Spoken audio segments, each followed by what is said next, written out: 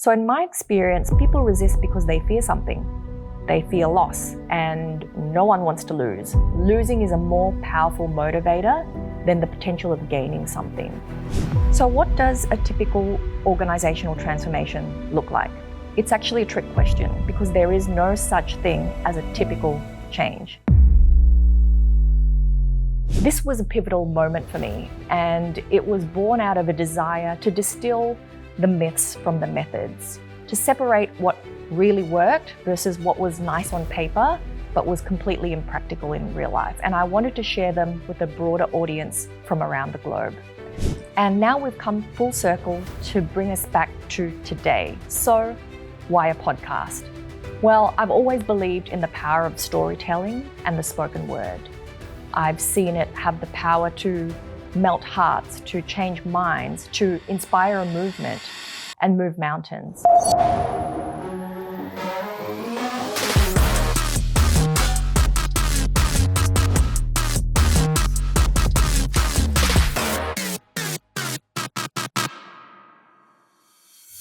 Hey everybody, and welcome to the very first episode of Future Fit with Friska. I'm your host, Friska Wirya, and I'm so thrilled to be here with you today. As a triple best-selling author of the Future Fit organization, top 50 global change management thought leader, and TEDx speaker, I've spent over a decade helping some of the world's largest organizations, the leaders and the individuals within them, navigate the complexities of modern-day change and transformation, especially today where uncertainty and disruption are the norm.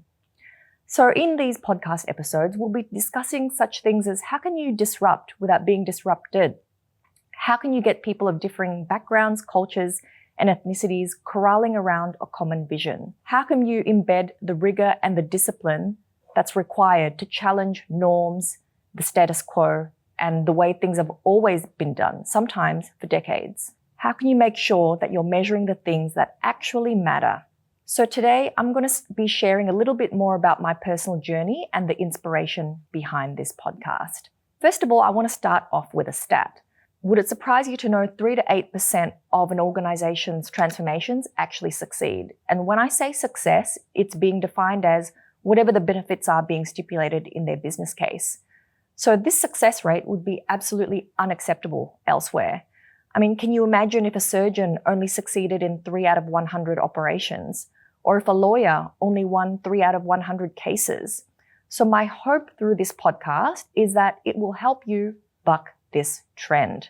So who are these organizations that succeed? I found that there's a special sauce to getting change happening in your organization. And this is what I'm going to be sharing with you in the episodes to follow. So I want to help you get your people turning towards change instead of pushing against it, instead of resisting it, instead of trying to sabotage it.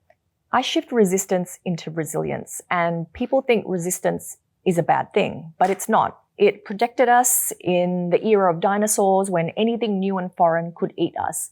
However, we haven't evolved since then, and so it's human nature to resist. We can't help it. And I'm often asked why people resist. So I thought it a great opportunity to cover this in the first episode. So in my experience, people resist because they fear something. They fear loss, and no one wants to lose. Losing is a more powerful motivator than the potential of gaining something. And when it comes to transformation and change, people fear one of these 6 P's, and I'm going to go through them one by one. The first P, it's very obvious, position. People are worried that they're going to lose their jobs because of this change, especially when it's a technological change that involves a certain degree of AI or automation. Number 2, people are worried about pay. Maybe this particular change will make it difficult for them to reach for their bonus. So pay is a big one. It'll hit them in their back pocket. The third one is performance. They may be really comfortable in their status quo now, and this particular change will actually reduce their performance, and they'll be forced to learn something new, which they're uncomfortable about. The fourth P is protection. This is especially prevalent in the case of restructures or mergers and acquisitions. We know these people exist in our organizations. They are the pet favorites of someone on the leadership team.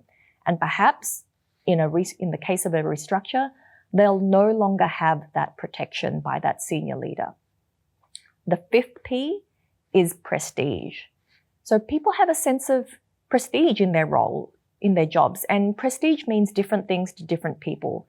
It could mean a black Amex card. It could mean a really nice office. It could mean a big budget, or it could mean a head count of 100.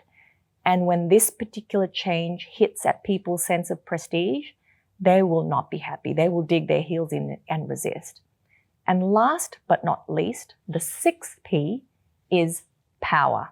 So this change may reduce someone's sense of power in terms of authority, in terms of signing mandates, etc. So when you're faced with resistance, just keep in mind one or more of these 6 Ps are under threat in the person that you're engaging with. And this is true regardless of the type of change, regardless of the country that it's happening in, regardless of your organization. This year's Positive Change Index that was released by the World Economic Report, it shows us that the pace of change will only set to continue. And there's a lot of potential, but there's also many pitfalls that leaders in the year ahead need to know. A staggering 88% of leaders said that they're actually accelerating their transformations, more so than previous years. But as we've heard, many will falter and the very few will succeed. So for those of you that don't know me well, I'll start right from the very beginning. So about 10 years ago, I was carving out a career in management consulting, and it was then that I realized change management was going to be a thing. It was going to be a discipline. It was going to be a specialty, and I wanted to be part of it. I was very unfulfilled and bored in my current line of work, and so I decided to take a chance. I decided to do something different. I decided to take a big bet on myself and step into change, but I had no experience and no qualifications. And so I was willing to do something different. And so I took a 40% pay cut to start from nothing, to start from the very, very bottom as a change management analyst.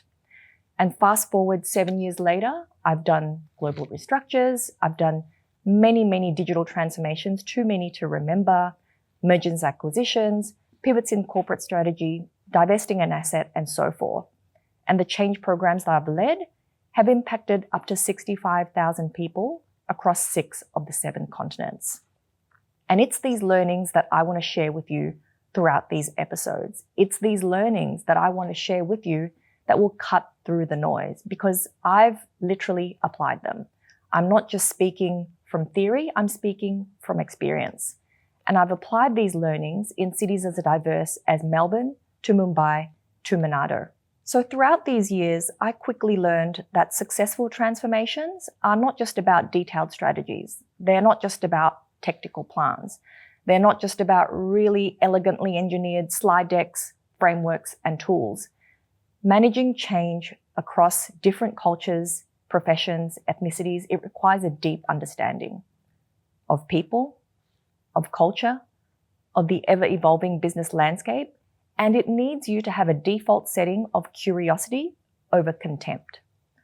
So over the years, I've had the privilege of working with numerous organizations to help them on their journey towards future fitness, helping them become more adaptable, more resilient, more innovative. So what does a typical organizational transformation look like? It's actually a trick question, because there is no such thing as a typical change. I've done changes such as implementing a best-of-breed technology system for the world's largest policing jurisdiction, helped the #1 university in Australia execute their COVID response, and implement a large program of AI-powered solutions for the biggest gold miner on the ASX. So as you can see, change does not discriminate across geography, industry, or sector. So these are just some of the changes, transformations, evolutions that I've had the privilege to be part of. And it's my hope that you can learn from my experiences to make yours the best one yet. So a lot of people are curious on how Fresh by Friska was born. So I wasn't sure if I was sick of the heavy capital industries from where I came from, or if I was sick of marching to the rhythm someone else had set for me. Maybe it was a bit of both. So I yearned for more control, more autonomy, more influence over where, when, and how much I worked. And I thought to myself, if I don't do this now, I'll look back when I'm 60 and always wonder, what if? So I had to take my own medicine. I myself had to become future fit. I needed to learn new ways of operating, new ways of creating value. And I started with what I knew. So my first logical choice was consulting to more organizations on change and transformation. This was an obvious choice, except 2 months later, COVID hit. And when COVID hit, it took with it my entire pipeline. So organizations were not doing anything. They were like a deer stuck in the headlights. And they certainly weren't engaging consultants on the other end of a Zoom that weren't backed by a big name.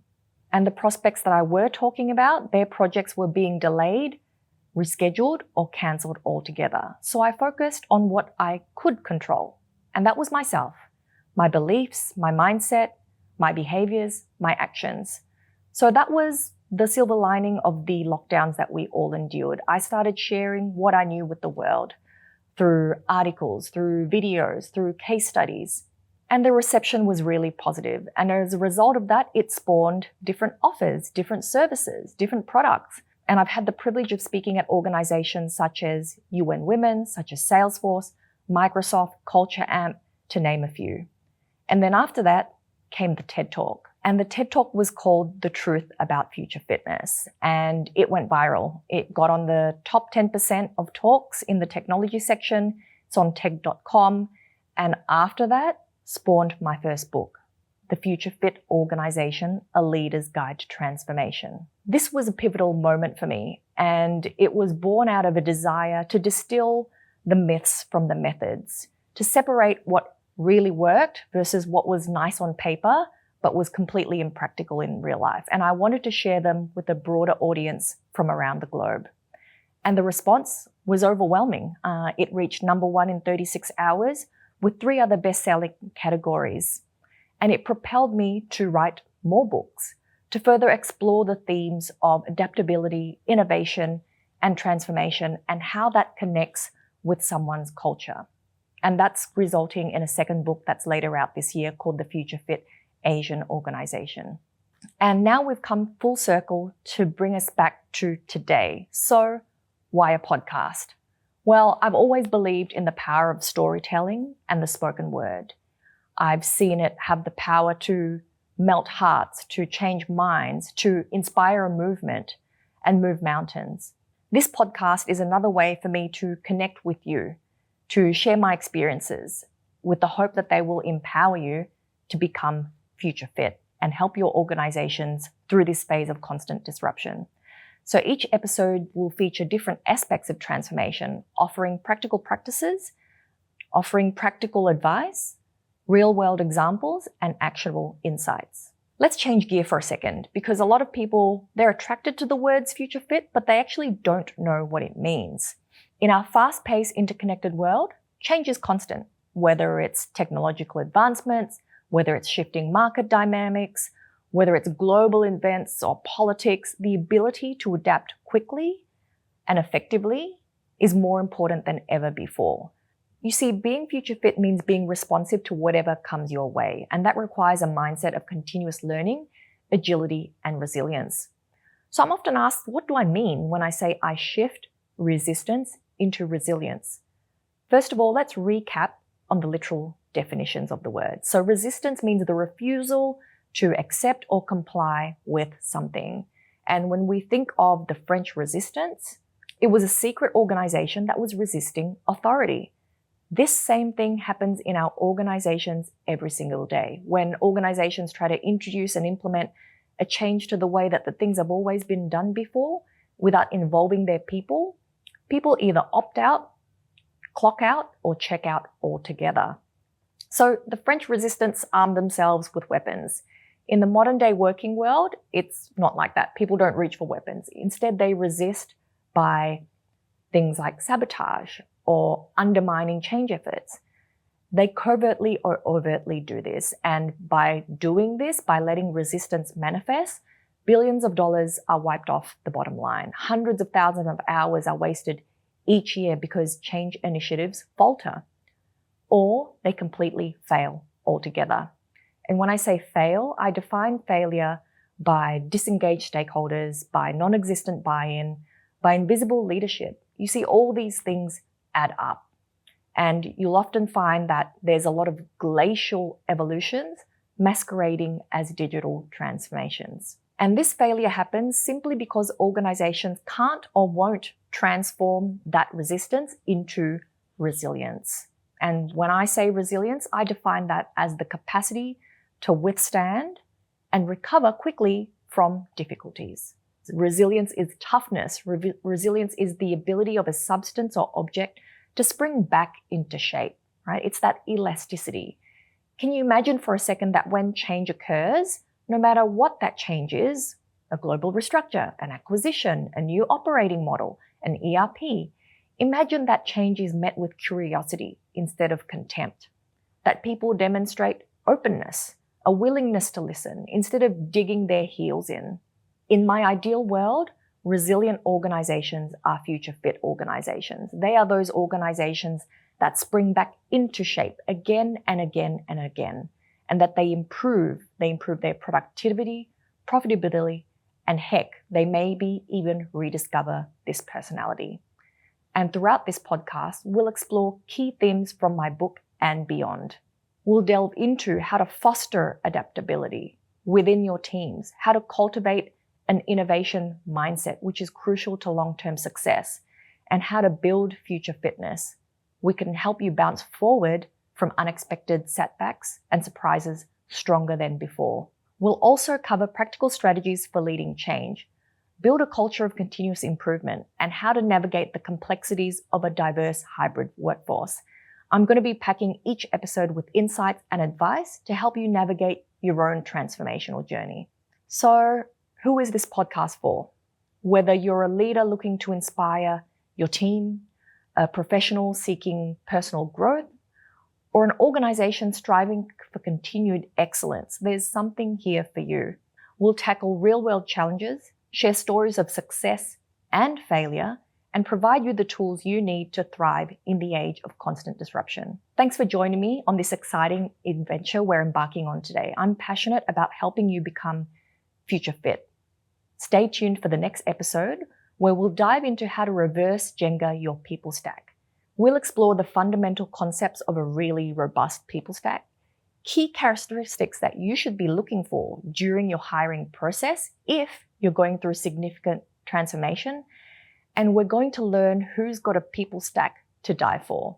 So until then, keep learning, keep growing, and I'm going to leave you with this quote from Gandhi. The future depends on what you do today.